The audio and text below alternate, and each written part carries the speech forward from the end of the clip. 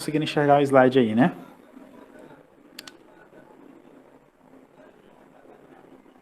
Sim. Então vamos lá. Eu sempre vou ficar perguntando para vocês se estão conseguindo escutar o slide, se estão conseguindo me enxergar, olha, me escutar, porque a internet às vezes ela dá uma oscilada. Aí eu estou usando o celular e o computador, e às vezes cai no computador, mas não cai no celular. E às vezes cai no celular e não cai no computador. Então é um jogo que acontece. Então eu vou sempre estar perguntando para vocês para eu não ficar falando aqui à toa e vocês não vão estar vendo o slide ou não vão estar me escutando. Beleza? Então frequentemente vai rolar esse tipo de pergunta. Beleza? Então aqueles slides que eu mostrei para vocês inicialmente são slides que compreendem a nossa aula 1, que é a aula de apresentação da disciplina, e os slides agora que eu vou estar apresentando para vocês, esse de agora, é a nossa aula 2, que é do conteúdo de fato, beleza? De química nuclear, tá? Então, nessa primeira parte, aqui, que no caso é a aula de hoje, a gente vai falar especificamente da radioatividade, tá? E aí nas aulas seguintes a gente vai dar continuidade lá aos conteúdos programáticos que a gente estabeleceu, né? Vai ser as leis da radioatividade, e assim por diante, né? Das partículas subatômicas, esse tipo de coisa, tá? Então hoje, vamos falar um pouco de radioatividade, dos conceitos iniciais, tá? Primeira coisa, em relação à radioatividade, a gente precisa aqui conceituar, né, o que é radioatividade, né? Então, radioatividade, ela pode ser conceituada ou pode ser dita como sendo um fenômeno. Deixa eu pegar aqui uma caneta. Como sendo um fenômeno pela qual um núcleo instável emite espontaneamente determinadas entidades. Entidades essas podem ser partículas e ondas. E ou, né? Pode ser partículas e ou ondas, né? Então é isso.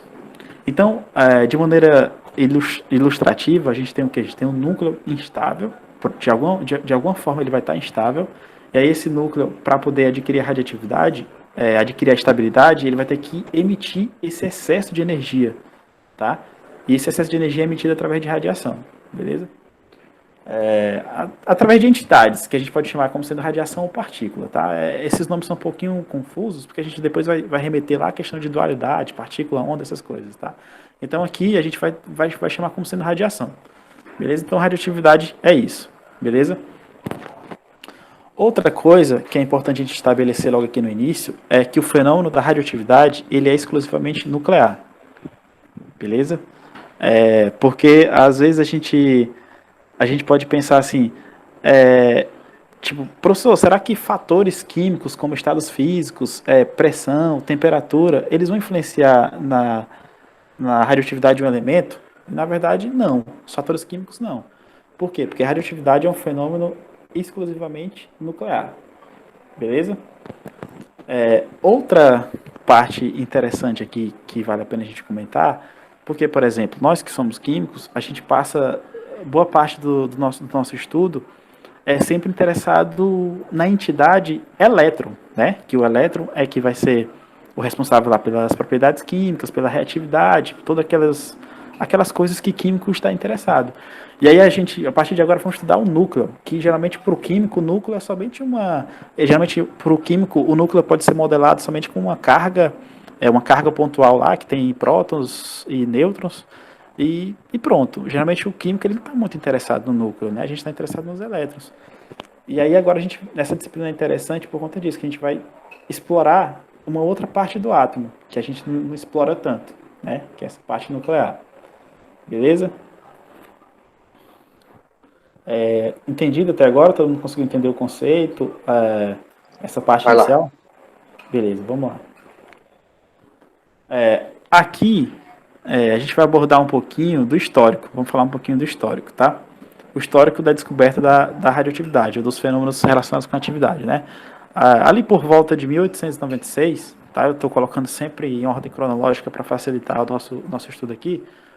O físico, o Becquerel, constatou que um composto de urânio, um sulfato de urânio, um sal de urânio lá, ele causava mancha numa chapa fotográfica, mesmo esse composto estando no escuro.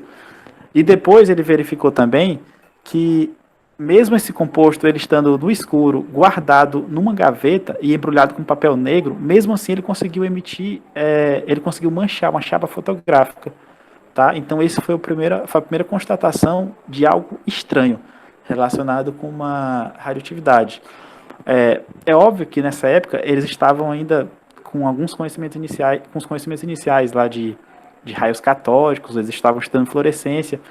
E aí o próprio Becquerel, que é um físico, ele estava estudando fluorescência, mas aí quando ele viu que a chapa, que esse composto de urânio estava guardado em uma gaveta e mesmo assim estava conseguindo marcar a chapa fotográfica, ele já percebeu que fluorescência não era, até porque não tinha luminosidade, né? Não tinha luminosidade para poder perturbar ali a amostra dele de urânio. Então, se você não tem uma luminosidade para excitar a tua amostra de urânio, o que vai explicar que ela vai estar emitindo uma radiação, se ela não foi excitada anteriormente por algo, por uma espécie de luz, já que estava guardado na gaveta. Então, aí já apareceu o primeiro mistério, beleza?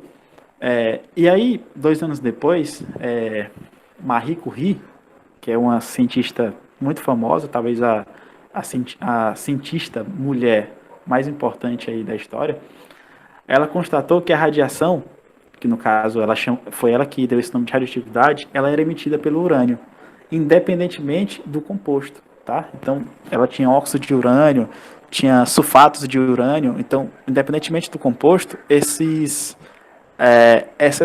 substâncias que continham urânio, elas emitiam radiação.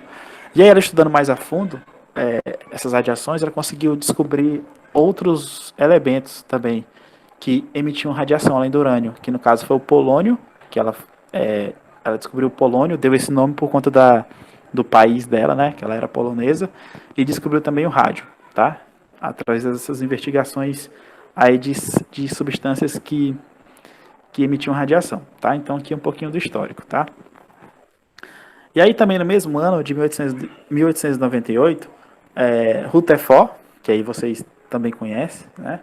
E esse Villard, eles identificaram, o Rutherford no caso identificou três tipos de diferentes radiações, ou três tipos de diferentes radiações. Tá faltando um S ali no slide, tá? Que é a radiação alfa, beta e gama. E aí vocês também já sabem, né? Quando a gente está estudando modelo atômico, vocês lembram lá do experimento de Rutherford, bombardeando lâmina de ouro, e aí ele identificou lá o comportamento dessas radiações. Então, isso aí a gente já lembra, tá? Então, Rutherford foi o cara que, digamos assim, caracterizou as radiações, né? Tipo, em resumo, o Becquerel foi o cara que constatou esse fenômeno da radiação, primeiro. Marie Curie, ela verificou que era para outros compostos além do urânio e deu o nome de radioatividade. E Rutherford foi o cara que caracterizou. Ele falou: existem 3 tipos de radiações diferentes, né? Alfa, beta e gama. Então, em resumo, é isso, do ponto de vista histórico. Beleza? É óbvio que teve outras contribuições. Aqui a gente está fazendo um apanhado geral das pessoas mais relevantes, né? Mas é óbvio que teve outras contribuições aqui ao longo do tempo. Vamos lá. E aí, quando você fala de Rutherford, para caracterizar essas radiações, ele utilizou basicamente, ele colocou essas radiações emitidas por um elemento químico, ele fez elas passarem por um campo elétrico. Tá? Ela, também, através de campo magnético, você consegue verificar essas variações, mas através do campo elétrico fica mais nítido. E aí você vai ter o comportamento eletrônico, digamos assim, ou seja, em termos de carga dessas partículas. Você vai ver que a partícula alfa, ele verificou que a partícula alfa era atraída pelo campo elétrico negativo, que é na ilustração aqui está em verde. A partícula beta, ela era atraída pelo campo elétrico positivo, tá? Que é essa estrutura aqui em vermelho, na ilustração.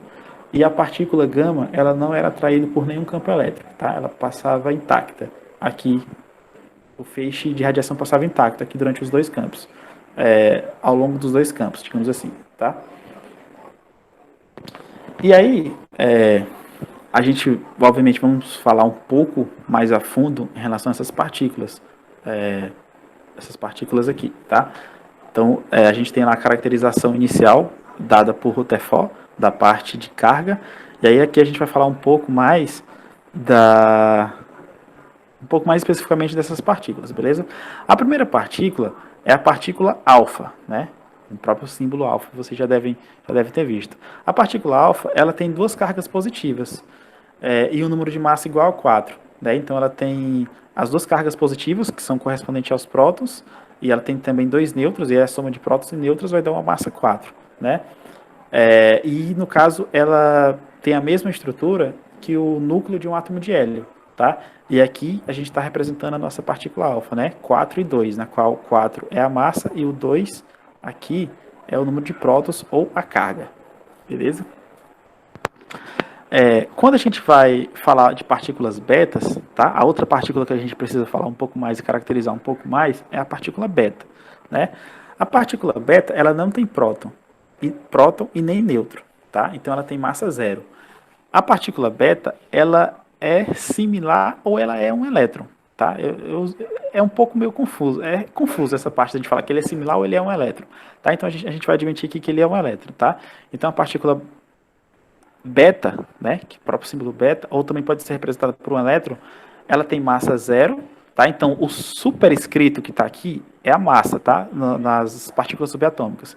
E o subscrito é a carga. Beleza? Então o elétron ele tem massa zero e carga menos 1. Beleza?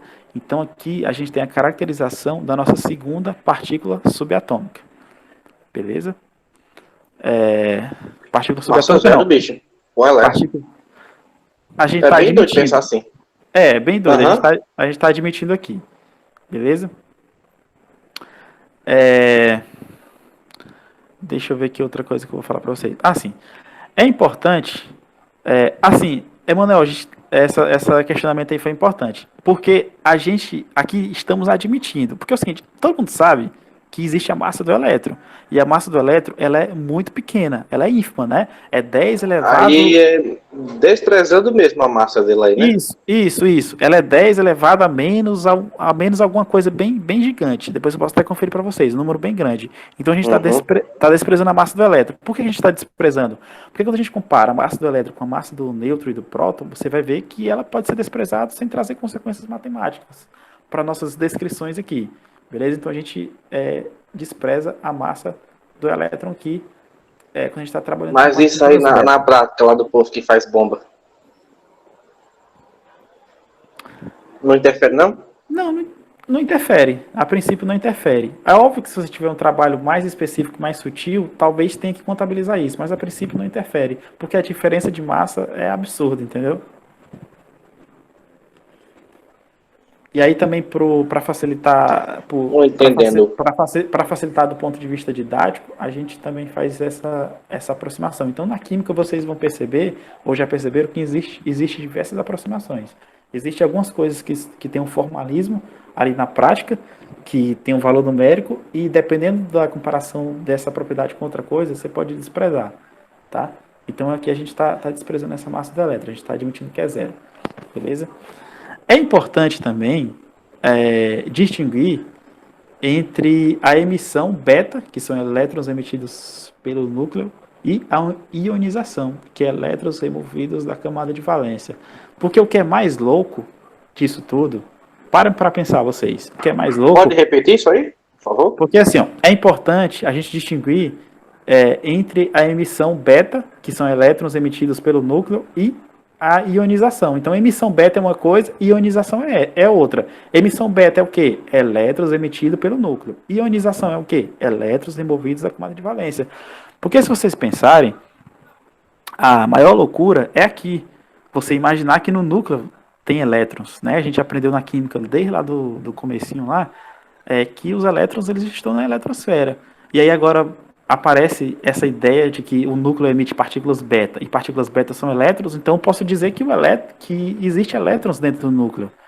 E aí, para quem está acostumado com a química, ou está vendo a química por pouco tempo, ele vai achar isso muito estranho. E aí eu queria perguntar para vocês, se vocês também estão achando isso estranho, se sim ou se não. Sim. O negócio da massa do elétron ser desprezado, de fato, foi assim meio estranho. Mas o negócio aí da emissão da partícula beta e a remoção do elétron da camada de valência não é estranho, não. Mas quer dizer que se alguém falar para você que existe elétrons no núcleo, tu não vai achar estranho. É porque depende do campo que eu vou estar estudando, né? E da consideração. Mas vamos lá. Eu acharia estranho. Eu, como químico, eu acharia estranho, como químico. A gente tá muito ligado naquela ideia dos níveis de energia, não sei o quê, que tem elétrons muito mais próximos ao núcleo, na primeira camada, blá blá blá. É meio estranho mesmo aí, mas. Mas tudo bem? Sei Mas não. tudo bem? Mas assim. Explica aí. Ó, Diga aí, quem tem que dizer é você. peraí. Ó, o Adalto Santos falou que não existe. Fala aí, Adalto, o que não existe? O elétron no núcleo, é isso? Vamos discutir aqui, gente. Esse assunto é importante pra gente. Boa noite, pessoal. Fala aí, Adalto, boa noite. Pelo que eu entendo, se eu não me engano, é uma leitura que eu já fiz há muito tempo, esse elétron ele é emitido quando eu tenho o próton se transformando ali em nêutron, ou o nêutron se transformando em próton. Eu acho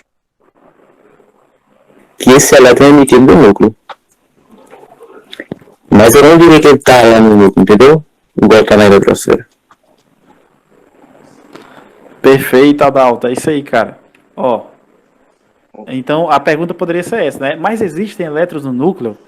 E aí, a gente vai cair nessa questão que o Adalto acabou de falar. Tá? A gente vai cair nisso daqui, ó.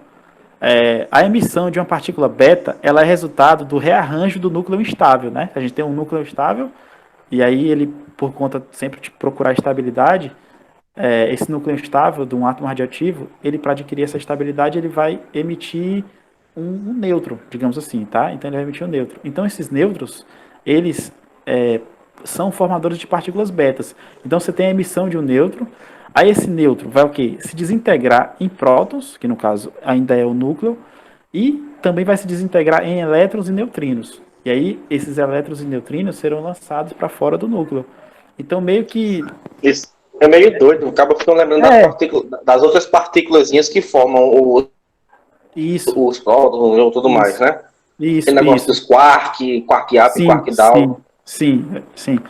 Então, é por conta disso, desse negócio, algum rearranjo desse bicho? É basicamente isso. Essas partículas betas, elas são emitidas justamente por conta do rearranjo do núcleo instável, tá? Então, só que ela não é emitida logo de cara, geralmente é emitido o nêutron. E aí os nêutrons são chamados de partículas formadores de partículas beta, né? E aí o nêutron, no caso aqui, ele tem um núcleo, e aí vai ocorrer, digamos, uma decomposição em prótons, que ainda vai permanecer como sendo um núcleo ali, instável, e a gente vai ser lançado para fora desse núcleo os elétrons e os neutrinos, tá? E aqui a gente tem a equaçãozinha que representa esse processo, beleza? É óbvio, gente, deixa eu falar aqui uma coisa para vocês. Nosso estudo aqui da química nuclear, vai ser um pouco diferente do que os físicos de fato estudam, tá? Então esse é um papo legal que eu queria falar com vocês. Porque, por exemplo, todo mundo sabe que a física e a química, elas têm várias áreas de interface, né? Principalmente quando a gente parte aqui para a estrutura atômica ou estrutura molecular. Tá? Então, lá dentro da física moderna, que tem a parte de quântica, que tem a parte de física da matéria condensada, e tem essa parte aqui de núcleo, né? De radioatividade, e tem a parte de física de partículas, tem algumas coisas da física que tem interface com a química. Então, por exemplo, quântica tem interface, né, entre química e física. A física da matéria condensada também tem interface com a química. A gente está muito interessado nesse tipo de... Chama o professor Júnior para poder fazer um debate. Nesse tipo de estudo. Esposo de Marbelle. Aí, quando a gente... beleza, eu falei de quântica, física da matéria condensada. E aí, quando a gente vai para química nuclear, ou física nuclear, também é uma área de interface entre física e química. E tem também a parte de termodinâmica, né? Que também estuda na física e estuda na química. Só que aí, dentro da química nuclear, ou próximo à química nuclear, não é nem dentro, é próximo ou ali de interface, tem a física de partículas, que aí estuda essas meson pi, neutrinos, essas coisas. E aí a gente aqui no nosso estudo, a gente não vai muito entrar nessa parte, tá? De física de partículas, beleza? A gente vai falar das partículas, digamos assim, fundamentais, ou mais importantes ali para a gente entender o funcionamento da química nuclear de modo geral, tá? Então a gente não vai falar de meson pi, de bósons, essas coisas a princípio não, tá? A gente vai ficar aqui trabalhando com prótons, nêutrons, elétrons, partículas alfa, beta, radiação gama, tá? Positrons também, um pouquinho mais na frente falar Hulk. de algumas coisas de antimatéria. Beleza? De antipartículas, antimatéria não, antipartículas, tá? Então é isso. Só deixar claro para vocês essa limitação, tá? Essa área de interface entre o que o físico estuda e o que a gente estuda aqui na química nuclear, para não ficar parecendo uma coisa muito de física, beleza? Então a gente tem sempre que ter esse balanceamento de conteúdos, beleza? Mas em resumo, nesse slide é isso. Essa questão do elétron, beleza? A gente fica meio viajando e falando, quando a gente está lendo isso aqui, poderia ler pela primeira vez ou ver pela primeira vez, e ia falar, oxe, que elétron no núcleo? Que história é essa? O professor está ficando doido. O professor está explicando, o professor está matando a química, falando negócio de elétron no núcleo. E aí agora a gente entende por que pelo qual mecanismo é que esse elétron vai aparecer aqui, beleza? Por conta dessas desintegrações do nêutron, beleza? E sempre, gente, já que a gente está falando de radioatividade, vocês vão ter que ter em mente uma coisa. Essas radioatividades, ela vai acontecer, a emissão da radiação vai acontecer sempre que eu tiver lá o núcleo instável, tá? Beleza? O núcleo instável é algo geralmente associado com excesso de energia. E aí, para ele adquirir essa estabilidade, que é algo associado com baixa energia, ele vai ter que emitir esse excesso de energia. E essa emissão é através de partículas Eu ou vou te radiação. perguntar um negócio aqui, não sei se é besta, tudo mais, mas vamos lá. Beleza, tu falou que tem uma rearranjo nas partículas que compõem esse nêutron, não é isso? Essa parte que compõe esse nêutron. Mas e aí quando a gente tá... Também com tu falou, né, que o elétron não tem tipo uma partícula, coisa menor ainda que forme ele. É ele. Ao contrário, em contrapartida, né, o próton e o nêutron já tem. Aí como é que seria esse rearranjo assim, dessas outras subpartículas que ocasionaria para poder chegar aí de fato a se considerar como um elétron, assim, sei lá. Pode ser. Fiquei meio confuso com isso, para falar a verdade. Não, beleza. A gente costuma falar que o elétron é meio que a partícula fundamental, né? Não é isso? E aí a gente tem o nêutron, não, o nêutron já é formado por outras partículas, que inclusive a gente está vendo aqui, quando ele se desintegra, ele tem formação de prótons e elétrons. Então, em resumo, é basicamente isso. Para me falar a verdade, eu não entendi muito a tua pergunta, não. Tá? Depois eu lhe pergunto depois. Mas em resumo é isso, é só você entender que o elétron, ele é partícula fundamental. Então, se ele é uma partícula fundamental, o nêutron, ele pode se decompor formando o elétron. Agora, seria estranho se eu falasse que o elétron aqui agora seria estranho se eu falasse que o elétron está se decompondo em outra coisa. Aí você fala, opa, peraí, tem uma coisa estranha. Beleza? Acho que eu entendi agora, então, muito aí. Entendeu? É isso. Uhum. É como se nêutron e próton fossem partículas compostas e o elétron fosse partículas simples, digamos assim. De uma maneira assim, bem, a gente tentando aproximar para a gente entender mais ou menos esse conceito. Beleza? E aí tem também a parte... sim, nessa parte também vale comentar a respeito do neutrino, né? Que é também uma partícula interessante, que aí os caras recentemente foram descobrir... Porque aqui, ó, tá com massa zero o neutrino. Massa zero e carga zero. Realmente, o neutrino não tem carga. Só que a massa do neutrino aqui, a gente está aproximando que ela é zero. Mas aí agora, acho que em 2015, não lembro, depois eu vou confirmar para falar para vocês. Os caras ganharam o prêmio Nobel descobrindo a massa do neutrino, né? Com essas pesquisas aí com aceleradoras de partículas aí, que tem geralmente os alemães, os americanos e o pessoal da Ásia, eles estão investindo muito nessa área de pesquisa. Os caras descobriram a massa do neutrino. Então a massa do neutrino é muito pequena. Só que aqui, por aproximação didática, a gente está admitindo que ela também é zero. Beleza? Pelo mesmo motivo lá do elétron. Beleza? Mas ele tem massa. Só que a massa só foi descoberta agora, 2015, se eu não estiver enganado. E aí rendeu, inclusive, um prêmio Nobel de Física. Eita. Então vamos lá, vamos para frente. Assim, beleza. Então, em resumo, já falamos da radiação alfa, falamos um pouco da radiação beta e sua curiosidade, e agora vamos falar da radiação gama, tá? Vocês vão perceber que eu vou falar radiação partícula, beleza? sempre trabalhando com essas denominações. Mas, na verdade, eu vou tentar, é mais interessante a gente falar em partículas alfa, partículas beta e falarmos em radiação gama, tá? De uma maneira mais formal. É interessante a gente tentar manter esses nomes aqui, tá? Partículas alfa, partícula beta e radiação gama. Beleza? A radiação gama, como vocês sabem, ela não vai sofrer desvios dos campos elétricos, né? Então, ela não vai sofrer porque ela é uma radiação eletromagnética, é uma radiação que não tem carga. Beleza? Ela é uma radiação de alta frequência. Se ela é uma radiação de alta frequência, consequentemente, ela é uma radiação de alta energia. Por quê? Porque frequência e energia estão diretamente proporcionais. Lá pela nossa equação de Planck, né? Frequência e energia estão diretamente proporcionais. Então, se ela é uma radiação de alta frequência, consequentemente, ela vai ser uma radiação de alta energia. Fala aí. Pode ser viagem também. Mas não sei se tu já assistiu o filme do Hulk. Ah, cara, eu não... Já assistiu? Não, eu não gosto muito de filme assim, sabe? Sei lá, é porque às vezes os caras lá falam algumas coisas, sabe? E ele perguntar se tipo, tem algum fundamento, se tem algum fundamento mesmo assim, ou eles falam meramente ficcionalmente, porque às vezes os caras falam alguma coisa lá, mas tem um sentido assim por trás, sabe? Ah, e é uma curiosidade. Teria que me mandar o trecho do filme, porque sinceramente eu não assisti. Geralmente eu não gosto de filme de super-herói. Mas aí tu me manda que a gente pode conversar depois. Beleza? Então, a radiação gama é uma radiação eletromagnética, radiação de alta frequência, consequentemente de alta energia. Então, são feixes de fótons de alta energia, né? Como consequência disso tudo que foi falado até agora. E essa alta frequência, geralmente, ela está associada, gente, às radiações gamas. Essa alta frequência está associada com diferença de níveis de energia dos estados nucleares, lá do estado fundamental e estado excitado, tá? Para os núcleos. Então, aqui já aparece também outra coisa estranha, porque a gente está muito acostumado com o estado fundamental e estado excitado de elétron, né? Dos elétrons, né? Eles têm os níveis energéticos. Só que os núcleos, pasmem, eles também têm níveis de energia, tá? E aí, essa diferença de energia, quando essa diferença de energia é grande, do estado excitado para o estado fundamental, ele vai emitir radiação gama, tá? Que são radiações de alta energia. Geralmente, radiações gamas, elas estão associadas a radiações alfa e beta, tá? Então, vamos lá.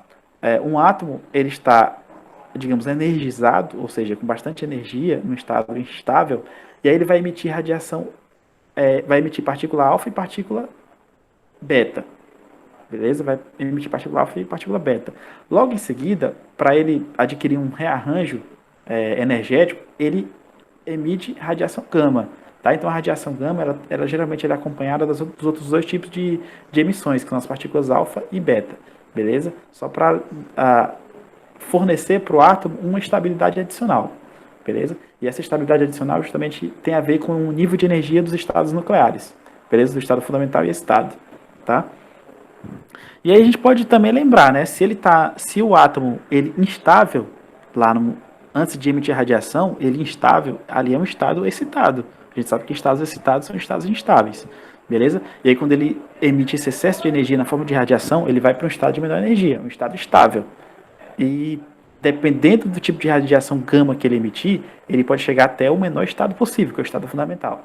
Beleza? Então aqui é uma parte conceitual da gente falar aqui em termos, que a gente está falando aqui em termos de níveis de energia, tá? Porque geralmente no ensino médio, a gente fala muito, a gente estuda muito lá aquelas equações nucleares, né? Você tem lá um átomo de polônio da vida, ele vai emitir 4 partículas alfa, 2 partículas beta, e você faz o balanceamento.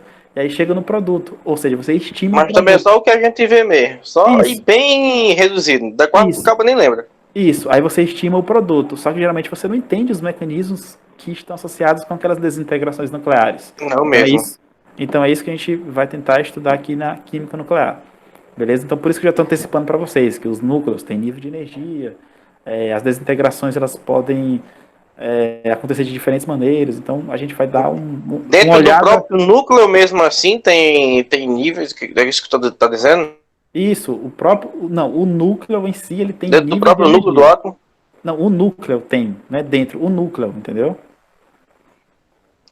Entendi. É o núcleo. Nossa. Porque se fosse dentro do próprio núcleo, tipo, os prótons teriam seus níveis de energias específicos, os nêutrons, aí a gente teria meio que uma bagunça. É geralmente a Bagunça. composição geral do núcleo em si. Tem níveis energéticos, beleza? Beleza. É um negócio meio maluco, um negócio meio doido, mas é interessante. Vocês vão ver que essa disciplina é interessante, beleza? Beleza. Aí quando falamos de radioatividade e de partículas que são emitidas aí pelos núcleos atômicos, a gente geralmente estuda essa parte aqui, né, do poder de penetração e da energia. A gente sabe que partículas alfa e beta, elas são energeticamente, elas têm energias menores e poder de penetração menor. Né? A partícula alfa não consegue ultrapassar o papel, mas consegue, e já a partícula beta, ela consegue ultrapassar o papel, mas não ultrapassa a mão. Já a partícula gama, a radiação gama, que eu falei para vocês, ela é a mais energética e também é a que tem o maior poder penetrante das 3 partículas iniciais que a gente estudou. Beleza? Então aqui, de maneira ilustrativa, você percebe que ela consegue ultrapassar o papel, a pele, a madeira, e ela consegue ser parada somente com chumbo. Beleza? Aí a gente tem também raio-x. 10 metros de chumbo, né? É 10 metros ou é 4 metros? Se eu não estiver enganado, são 4 metros. Sinceramente, sinceramente a espessura específica eu não tenho essa informação aqui. Beleza? Mas a gente pode estar buscando esse tipo de informação. Beleza? Esse slide aqui, basicamente, para mostrar para vocês de maneira ilustrativa o poder penetrante dessas partículas aqui. A gente tem o nêutron também, que é estrutura bem energética e com poder de penetração bastante elevado. Tá? Consegue ultrapassar, inclusive, o chumbo. Tá? Então é isso. E mas tu tinha dito agora que a gama ela era a mais energética, não é isso? Mas em comparação ao poder penetrante dela com a do nêutron, aí o do nêutron é bem maior. Mas eu falei que a gama é energética em relação às 3 partículas que a gente estava falando lá, alfa, beta e gama. Ah, entendi. Beleza? Beleza. É isso. E aí quando a gente, tipo, eu não falei de raio-x, mas já aqui tem raio-x, que tem poder de penetração bem elevado também. E aí a gente tem o nêutron também, que é outra partícula subatômica que também tem esse poder de penetração bastante elevado. Tá? Deixa eu ver.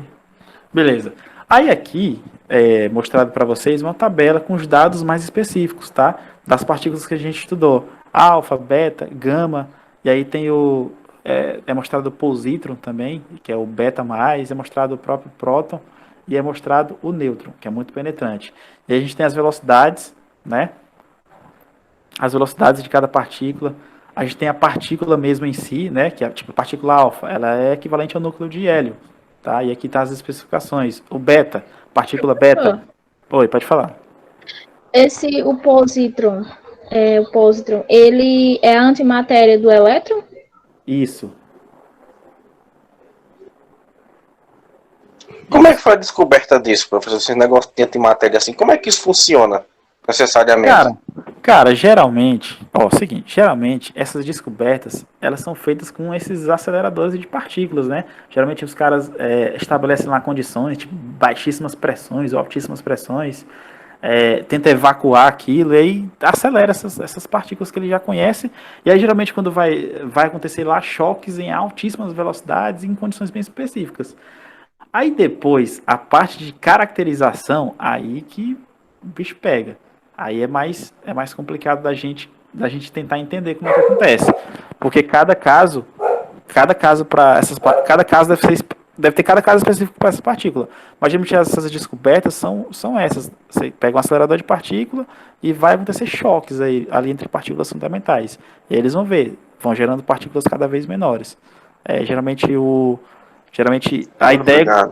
a ideia global de descoberta de partículas são essas, que são feitas inclusive atualmente, né?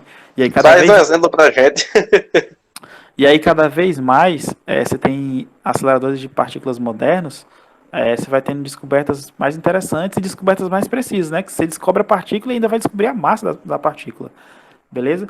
Então eu vou deixar para vocês depois, juntamente com a gravação, eu vou deixar os slides, tá? Para vocês acompanharem. E aí, já batendo 8 horas aqui, para não atrapalhar a outra aula que eu acho que vocês vão ter, Aí eu vou só deixar um resuminho aqui pra gente, é o seguinte, ó, os tipos mais comuns de radiação emitidos pelos núcleos radioativos são as partículas alfa, que são núcleos de átomos de hélio, as partículas beta, que são os elétrons rápidos ejetados pelos núcleos, a gente já viu essa questão aqui, e os raios gama, que são radiação eletromagnética de alta energia, beleza? Então, como eu falei, eu vou estar deixando para vocês a gravação depois, os slides, e é basicamente isso. Eu não sei se alguém tem mais alguma pergunta, algum comentário.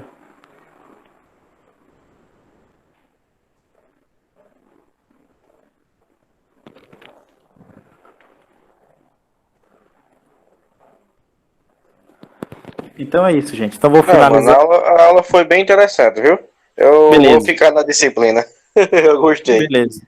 Beleza. Então, vou finalizar aqui a nossa aula de hoje. Tá? Valeu. Desejando boa noite aí para todos vocês, uma boa aula aí para quem ainda vai assistir a aula. E até a próxima, gente. Até o nosso próximo encontro. Valeu. Valeu. Boa noite, prof. Boa noite.